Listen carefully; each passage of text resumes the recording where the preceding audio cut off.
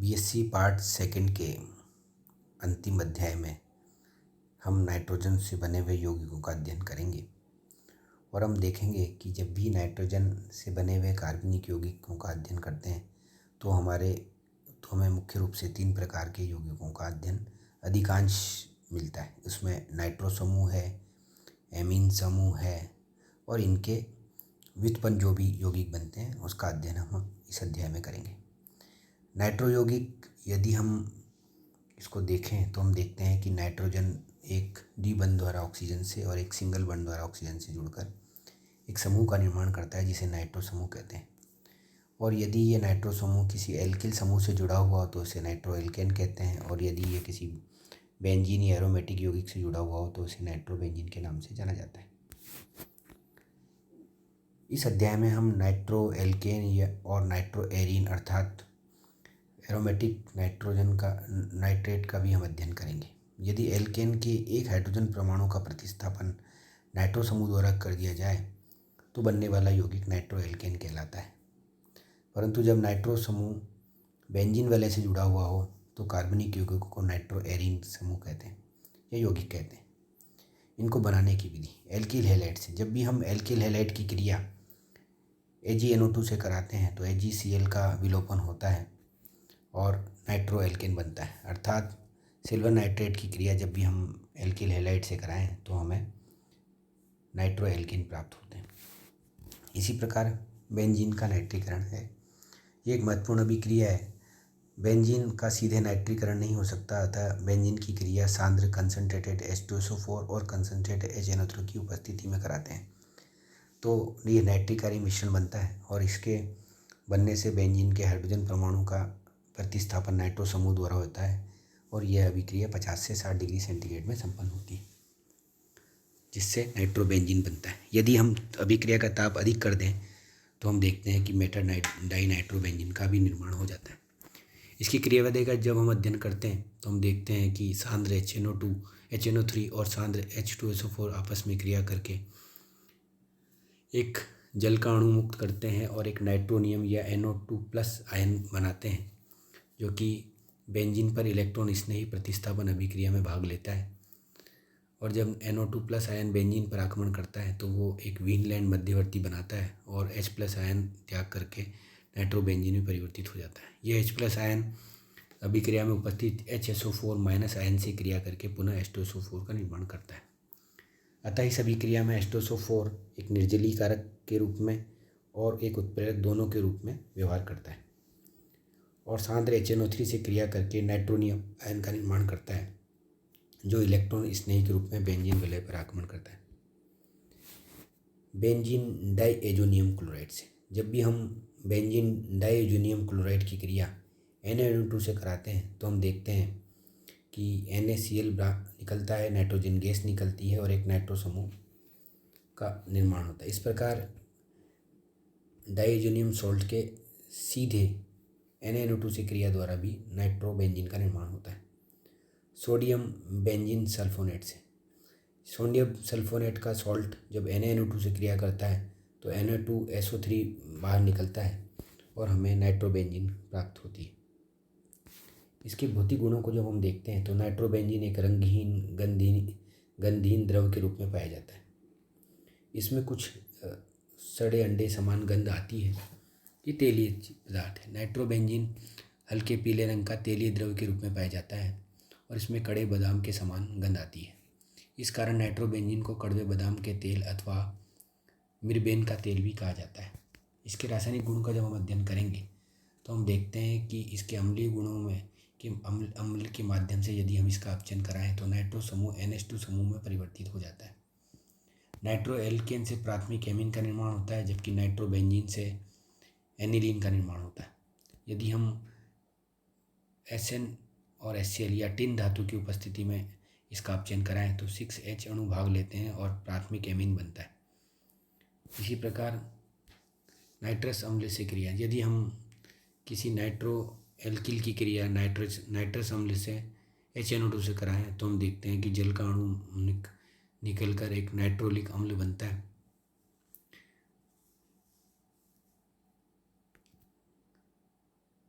जिसे हम छद्म नाइट्राइल भी कहते हैं। अपचयन में यदि हम किसी बेंजीन या नाइट्रोबेंजीन के साथ SN और HCl की उपस्थिति में क्रिया कराएं तो हम देखते हैं कि एनिलीन बनता है। अम्लीय माध्यम में अपचयन कराने पर NO2 समूह NH2 समूह में परिवर्तित हो जाता है, अतः नाइट्रो एल्केन 1 डिग्री एमीन का निर्माण करता है, जबकि नाइट्रोबेंजीन से एनिलीन का निर्माण होता है। क्षारीय माध्यम में यदि अपचयन कराएं, क्षारीय माध्यम में अपचयन कराने पर निम्न पदों पर यह अभिक्रिया होती है। यदि हम किसी क्षारीय पदार्थ के रूप में अपचयन कराएं तो नाइट्रोबेंजीन एनिलीन में परिवर्तित हो जाती है और ये एनिलीन दूसरे नाइट्रोबेंजीन से क्रिया करके एजोक्सीबेंजीन का निर्माण करती है और पुनः अपचयन के द्वारा एजोबेंजीन में परिवर्तित हो जाती है और बाद में हाइड्रोजोबेंजीन बनाती है। इस प्रकार क्षारीय माध्यम में अपचयन कराने पर नाइट्रो समूह एनिलीन में और एनिल पूर्व में उपस्थित नाइट्रोबेंजीन के साथ क्रिया करके एजोक्सीबेंजीन बनाता है। एजोक्सीबेंजीन एजोबेंजीन में परिवर्तित होता है और अंतिम उत्पाद हाइड्रोजोबेंजीन का निर्माण होता है। परंतु बनने वाला उत्पाद उत्प्रेरक की उपस्थिति पर निर्भर करता है। सोडियम आर्सेनाइड की उपस्थिति में अपचयन कराने पर एजोक्सीबेंजीन बनता है, जबकि सोडियम स्टेनाइड की उपस्थिति में अपचयन कराने पर एजोबेंजीन प्राप्त होते हैं। परंतु जब यह अपचयन जिंक और KOH की उपस्थिति में संपन्न कराया जाता है तो हाइड्रोजोबेंजीन प्राप्त होता है। इस प्रकार क्षारीय माध्यम में ये निर्भर करता है कि कौन सा उत्पाद बनेगा। यदि हम सोडियम आर्सेनाइड की उपस्थिति में कराएं तो हम देखते हैं कि एजोक्सीबेंजीन बनता है और इसी तरह स्टेरेनाइट की उपस्थिति में कराएं तो हम देखते हैं कि एजोबेंजीन बनता है और यदि हम जिंक और किसी क्षार की उपस्थिति में कराते हैं तो हाइड्रोजोबेंजीन का निर्माण होता है। ये एक महत्वपूर्ण अभिक्रिया है जो कि भाग लेने वाले उत्प्रेरक पर निर्भर करती है। यदि हम जिंक और अमोनियम क्लोराइड की क्रिया के द्वारा उदासीन माध्यम में अपचयन कराते हैं तो हम देखते हैं कि हाइड्रोक्सिल एमीन बनता है। इसी प्रकार यदि नाइट्रोबेंजीन की क्रिया भी हम इसी प्रकार हम उदासीन माध्यम में कराएं तो एन फेनिल हाइड्रोक्सी एमीन बनता है। इस अध्याय में जब भी हम नाइट्रोबेंजीन के अपचयन की बात करेंगे तो हमें अम्लीय माध्यम में, क्षारीय माध्यम में और उदासीन माध्यम में बनने वाले उत्पादों का ध्यान रखना पड़ेगा। विद्युत अपचयन, नाइट्रोबेंजीन को H2SO4 में घोलकर विलयन में धारा प्रवाहित करने पर सबसे पहले फेनिल हाइड्रोक्सिल एमीन बनता है, जो पुनर्विन्यासित होकर पेरा हाइड्रोक्सी एनिलीन में परिवर्तित हो जाता है। अर्थात H2SO4 पर विद्युत धारा प्रवाहित करने पर नाइट्रोबेंजीन के द्वारा फेनिल हाइड्रोक्सिल एमीन बनाता है, जो कि पुनर्विन्यासित होकर पेरा हाइड्रोक्सी एनिलीन में परिवर्तित हो जाता है। बेंजीन वलय की अभिक्रिया, नाइट्रोबेंजीन में NO2 समूह -M प्रभाव प्रदर्शित करता है और बेंजीन वलय को इलेक्ट्रॉन न्यून कर देता है। इस कारण इलेक्ट्रॉन स्नेही आक्रमण के प्रति नाइट्रोबेंजीन की क्रियाशीलता कम हो जाती है। -M प्रभाव के कारण बेंजीन वलय की आर्थो और पेरा स्थिति पर धनावेश उत्पन्न हो जाता है, अतः इलेक्ट्रॉन स्नेही का आक्रमण मेटा स्थिति पर संपन्न होता है।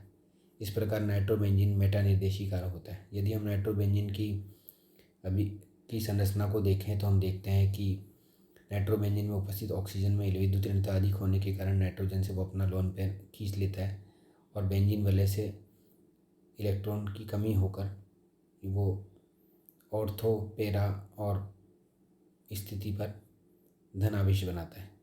अतः नाइट्रो समूह -M प्रभाव के कारण मेटा निर्देशीकारी होता है। यदि हम इसका नाइट्रीकरण कराएं नाइट्रोबेंजीन का तो कंसनट्रेट H2SO4 की उपस्थिति में हम देखते हैं कि जब हम नाइट्रीकारक मिश्रण डालते हैं 100 डिग्री सेंटीग्रेड पर तो मेटा डाइनाइट्रोबेंजीन का निर्माण होता है। इसी प्रकार सल्फोनीकरण कराने पर नाइट्रोबेंजीन सदुम H2SO4 की उपस्थिति में मेटा नाइट्रोबेंजीन सल्फोनिलिक अम्ल का सल्फोनिक एसिड का निर्माण करता है।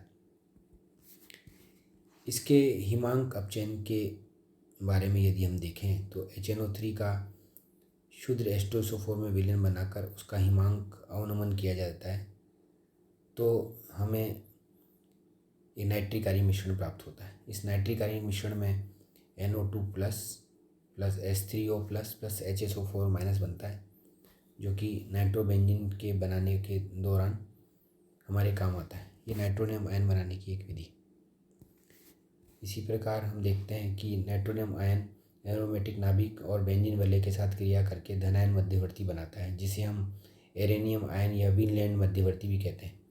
विनलैंड मध्यवर्ती की ऊर्जा कम होती है, अतः ये शीघ्र ही अन्य उत्पाद में परिवर्तित होकर नाइट्रोबेंजीन बनाता है। विनलैंड मध्यवर्ती में बेंजीन से प्रतिस्थापित होने वाला हाइड्रोजन भी जुड़ा रहता है और बेंजीन वलय पर आंशिक धनावेश का स्थानांतरण होता है।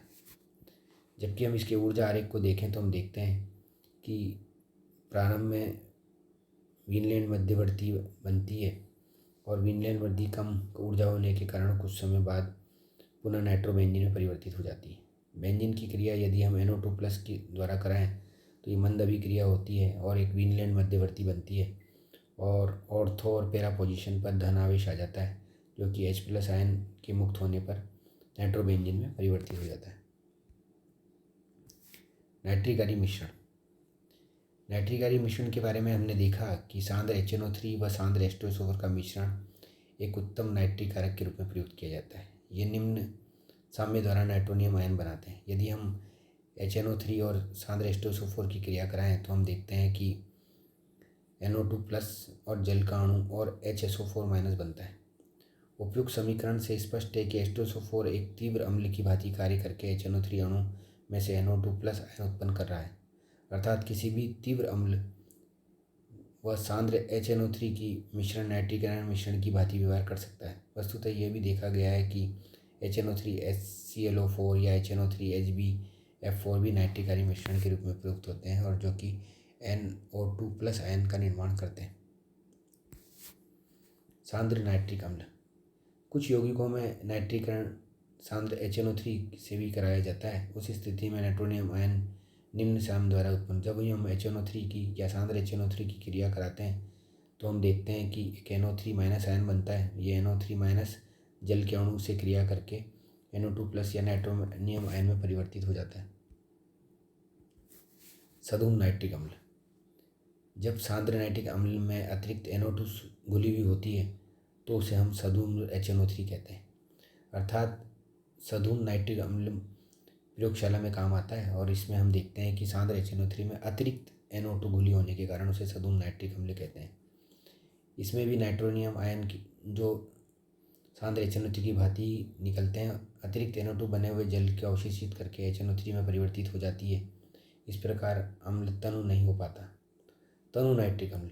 कुछ सक्रिय यौगिक जैसे फिनॉल आदि का नाइट्रीकरण तनु HNO3 से ही हो जाता है और इस अभिक्रिया की गति अम्ल में उपस्थित NO2+ आयन की सांद्रता की तुलना में बहुत अधिक होती है। इससे स्पष्ट है कि नाइट्रोनियम आयन बनाने के लिए सधूम नाइट्रिक अम्ल या सांद्र नाइट्रिक अम्ल की आपस में क्रिया द्वारा भी या नाइट्रोनियम आयन बनाने के लिए नाइट्रोसो यौगिकों का नाइट्रिक अम्ल द्वारा ऑक्सीकरण कराया जाता है और नाइट्रो यौगिक बनता है। जब भी हम नाइट्रस अम्ल और सांद्र HNO3 की क्रिया कराते हैं तो नाइट्रोनियम आयन बनता है। ये नाइट्रोनियम आयन फिनॉल के साथ क्रिया करके मंद अभिक्रिया करके पुनः विनलैंड मध्यवर्ती बनाता है और पैरा नाइट्रोसोफिनॉल में परिवर्तित हो जाता है।